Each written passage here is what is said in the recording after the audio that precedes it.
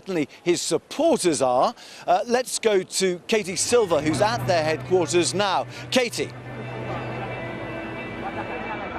Yes, Tim, so as you say, only 50% of the vote counted, but you can't tell that here. The celebrations are here in full swing. So up there we can see the stage. There's a lot of chanting, screaming. People have been screaming, Esta, España Socialista, or another one is Viva la lucha de la clase obrera. So keep going the fight of the working class.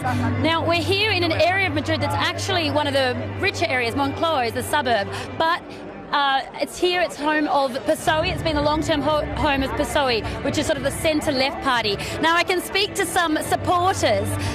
Chicos, ¿me podrías? Okay, I have Jesus, Aaron, and Carlos. How are you feeling tonight? Good. I think Spain need a change. So I only want to say that Spain have a lot of colors. And you can see how is in this moment the people only say, I hope the young people get out of the chair and go to the box with the paper.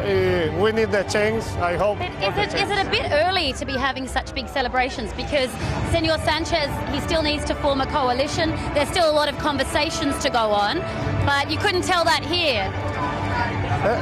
It's difficult to explain the situation right now because not is sure, but we have a good feeling with the points, and only wait 20 minutes more.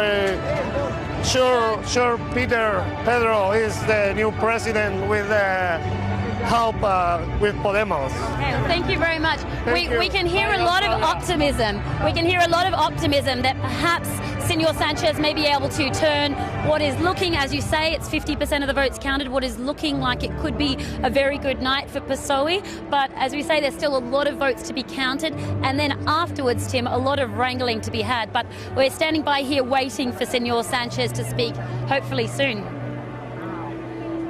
And just from the figures I've been looking at, Katie, it could be that the Socialists or the PSOE were able to form a government with just one other party, Podemos potentially, or if the Ciudadanos, who said they wouldn't work with Mr. Sanchez, if they came on board, he would get it. Well, that would be a real win for Senor Sanchez. I mean, we saw Ciudadanos and PSOE work together previously, but in the lead up to this election, it did look like Albert Rivera was not going to have any part of any sort of deal with PSOE. But after potentially what could be quite a good win for Senor Sanchez tonight, that may change. And I spoke earlier, just a moment ago, with somebody who voted for Podemos, the more leftist party, who sees this as a big celebration. And yes, if a two-party coalition can be reached, that will be, for Senor Sanchez, a really big win, because it will mean he doesn't need to appease the Catalans, as has been a real problem for him in the lead-up to these elections. But he could also, I suppose, turn to the Basque nationalists as well.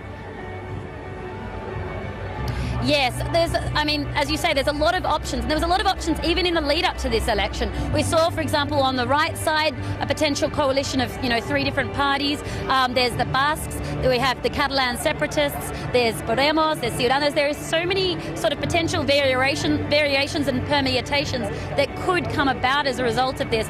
But here right now, it feels like a real night of celebration for the left here in Spain. As I said, Viva la lucha de the working class. There's a lot of feeling that in this fragmented society that the left may have made a big win tonight, Tim. Okay, Katie.